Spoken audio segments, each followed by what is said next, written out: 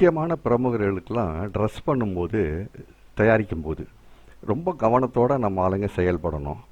ஏன்னா, நீங்க செய்யற அந்த ட்ரெஸ் அவர் ஒருத்தர் தான் போடுறான்னாலும், அது பல பேர் பார்க்கும்படியான இடத்துல அவங்க இருப்பாங்க. அப்போ நம்ம வேலையை நாம குறைச்சி காட்டக்கூடாது. இப்போ உதாரணத்துக்கு இந்த நக்கீரன் சாரோடைய இந்த ஷர்ட்டை பாருங்க. அவர் ஏதோ ரொம்ப முயற்சி பண்ணி அவர் செஞ்சிருக்கிறாரு.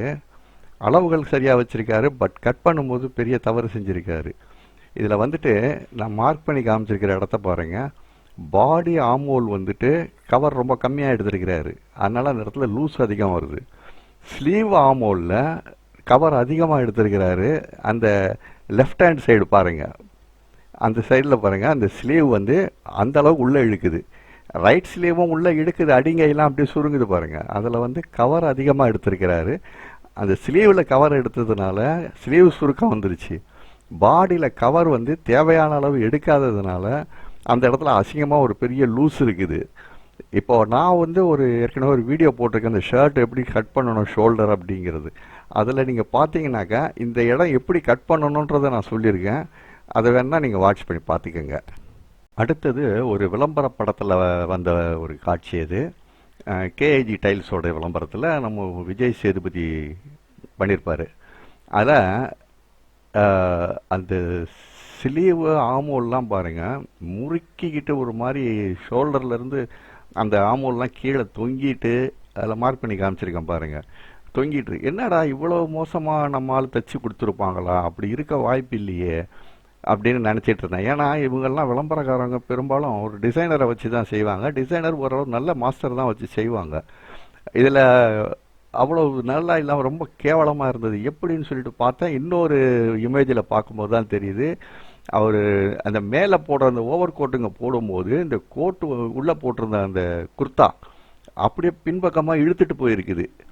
அதை வந்துட்டு டிசைனர் கவனிக்கணும். அந்த ஷூட் நடக்கிற இடத்துல டிசைனர் இருந்து அதை கவனிக்கணும். அது அவங்களுடைய பொறுப்பு. அது அவங்க தவற விட்டாங்களா அல்லது அவங்களுடைய அசிஸ்டண்ட் விட்டாங்களா தெரியல. அது என்னடா இப்படி இருக்குதுன்னு சொல்லிட்டு நான் யோசனை பண்ணேன், நம்ம டெய்லர் இப்படி செஞ்சிருக்க மாட்டாரேன்ட்டு. மூணாவது ஒரு இமேஜை பார்க்கும்போது தான் தெரியுது, நம்ம ஆளு கரெக்டாக தான் வேலை செஞ்சுருக்கிறாங்க. இந்த ஷூட் பண்ண அதனுடைய விஷனரி டைரக்டர் பேர் மகேஷ் ஜானகிராமன் அப்படிங்கிறவர். இந்த ஷூட் டைரக்டர் இருக்கார் பார்த்தீங்களா, இந்த மாதிரியான சின்ன சின்ன நுணுக்கமான விஷயங்கள் எல்லாம் கவனிக்க வேண்டியது அவருடைய வேலை. ஒருவேளை அவருக்கு ட்ரெஸ்ஸை பற்றின நாலேஜ் இல்லைனாக்கா, அந்த ட்ரெஸ்ஸிங் இது தெரியலைனாக்கா, அவங்க வந்துட்டு எப்படி இவ்வளோ பெரிய ஒரு ஹீரோவை வச்சு விளம்பரத்தை எடுத்துட்டு இந்த மாதிரி ஒரு சட்டையை போட்டு கோமாளித்தனமாக அவரை காட்டுவார். அது ரொம்ப பெரிய தவறு. அது அவருடைய தவறு தான். அது கடைசி நான் மூணாவது இன்னொரு இமேஜ் பார்த்தேன். டெய்லர் பக்காவா அளவு எடுத்து பக்காவா தைச்சிருக்கிறாரு, சரியா இருக்குது. அடுத்து இது வந்து ஒரு சினிமாவில் வர்ற ஒரு காட்சி. தமிழ் படம்னு ஒரு படம் வந்தது இல்லைங்களா, மிர்ச்சி சிவா நடிச்சது. அந்த படத்தில் வர்ற ஒரு காட்சி. இதில் வந்துட்டு இந்த பெருமுடா அப்படிங்கிறது ஒரு வெண்ணியாடைய மூர்த்தி போட்டிருப்பாரு. அதில் பாருங்க, இந்த காலு அடிங்கால் ரெண்டும் உள்பக்கமாக வளைஞ்சிருக்கும் பேண்ட்டில். அது என்ன தவறு அதனால இது மாதிரி வருது அப்படிங்கிறது அவங்களுக்கு தெரியல. இதுல ஒரு முக்கியமான விஷயம் ஒன்று சொல்லணும். கொஞ்சம் வருஷத்துக்கு முன்னால, ரொம்ப வருஷம் ஆச்சு, நான் மயிலாப்பூர்ல ஒரு ஃபேக்டரி, அது ஏதோ யதார்த்தமாக நான் போய் பார்க்க நேர்ந்தது. அப்போ அந்த ஓனர்கிட்ட கொஞ்சம் நேரம் பேசிகிட்டு இருந்துட்டு உள்ளே பார்க்கலாமா யூனிட்லான்னு கேட்டேன். சரி வாங்கன்னு உள்ளே கூப்பிட்டு போனார். அங்கே போய் பார்த்தோம்னாக்கா டெய்லர் தைக்கிற ஏரியாலாம் முடிச்சுட்டு நான் அந்த கட்டிங் சைடு வந்தேன். அது இவங்க தான் இது மாதிரி தயாரிக்கிறாங்கன்னு எனக்கு தெரியாது. கட்டிங் சைடு வந்த உடனே டேபிளில் பார்த்தாக்கா கொஞ்சம் கட் பண்ணி இருந்தது. இந்த பேட்டர்ன்லாம் அந்த டேபிள் மேலே இருந்தது. நான் பார்த்துட்டு, அடடா இந்த பேட்டர்ன் தப்பாக இருக்குதுங்களே அப்படின்னு. அந்த ஓனர் பதறாரு. அதெல்லாம் ஒன்றும் இல்லை, எல்லாம் கரெக்டாக இருக்குது, எங்களுக்கு நிறையா விற்றுக்கிட்டு இருக்குது. ஒரு குறிப்பிட்ட 2-3 பெரிய ஸ்டோர்களில் விற்கிறாங்க அவங்க. அதனால அது ஒன்றும் பிரச்சனை இல்லை, எங்களுக்கு நல்லா தான் போய்கிட்டு இருக்குது, பரவாயில்ல அப்படின்னு. இதில் வேடிக்கை என்னன்னு கேட்டிங்கனாக்கா, அதை வாங்கி உடுத்துகிற மக்கள் இருக்காங்கல்ல, அவங்களுக்கு இந்த நாலேஜ் கிடையாது. இந்த மாதிரி உள்ள அசிங்கமாக அடிங்கால் இப்படி இருக்குது, அது ஸ்ட்ரைட்டாக வரணுமேனு.